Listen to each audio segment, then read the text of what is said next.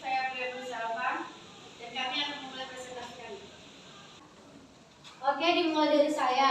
Masa Orde Baru adalah masa pemerintahan yang berlangsung di bawah kepemimpinan Presiden Soeharto yang menggantikan kepemimpinan Presiden Soekarno. Masa pemerintahan ini berlangsung dari tahun 1966 hingga tahun 1998 dan menjadi salah satu sistem pemerintahan paling lama yang bertahan di Indonesia. Di masa ini lahir juga beberapa kebijakan.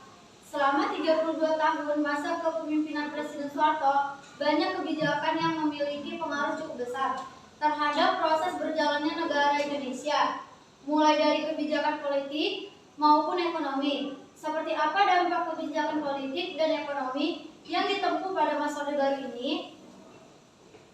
Oke, selanjutnya pada materi sebelumnya telah dijelaskan bahwa pada masa Orde Baru pemerintahan mengeluarkan kebijakan politik menjadi dua, yaitu kebijakan politik dalam negeri dan luar negeri, di mana masing-masing kebijakan tersebut dikeluarkan berdasarkan dengan kebutuhan dari kondisi negara Indonesia yang idealnya menguntungkan dan mengedepankan kepentingan rakyat banyak.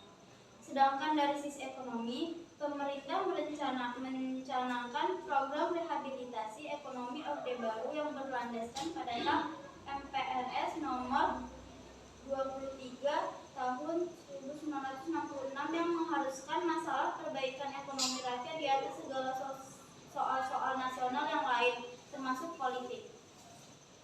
Guna mewujudkan perbaikan ini, pemerintah berusaha untuk mengatasi dampak dari hiperinflasi dan menyusun APBN, serta mengurusi hutang luar negeri dan mencari sumber hutang baru dengan bunga rendah agar bisa melakukan rehabilitasi dan pembangunan ekonomi sampai periode berikutnya. Untuk dampak kebijakan politik sendiri pada masa Orde Baru dapat terlihat dari beberapa hal berikut ini. Yang pertama, pemerintah sentralistik yang berarti seluruh pengambilan keputusan hanya dapat dilakukan oleh pemerintah pusat.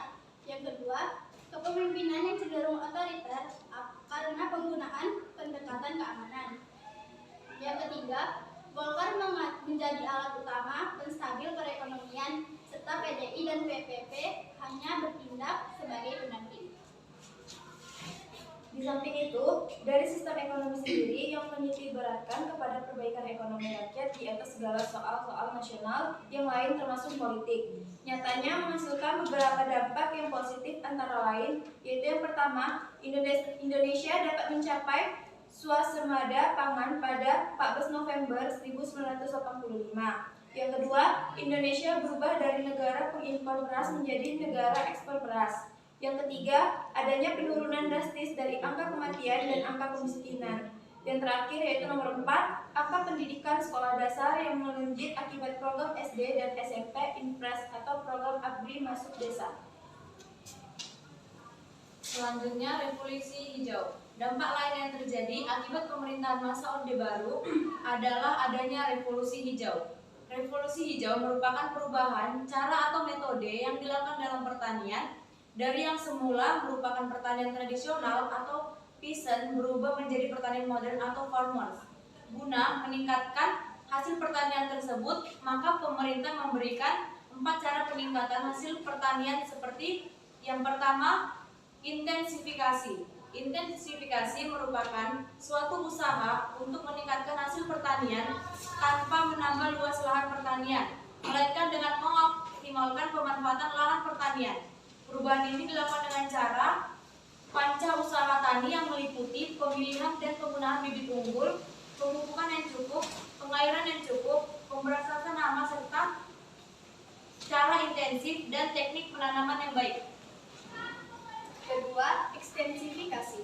Ekstensifikasi adalah usaha yang dapat dilakukan oleh petani guna meningkatkan hasil pertanian melalui perluasan wilayah atau penambahan produksi.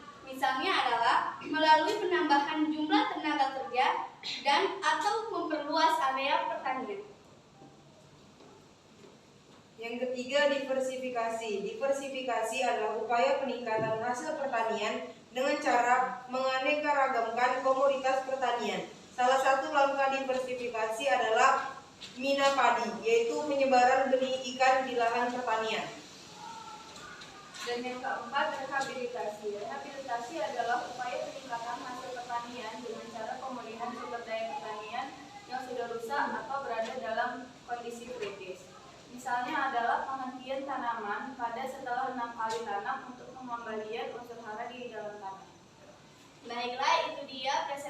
kami tentang dampak kebijakan politik dan ekonomi masa Orde Baru. Semoga video kami dapat dipahami. Sekian dan terima kasih. Assalamualaikum warahmatullahi wabarakatuh. Selamat pagi.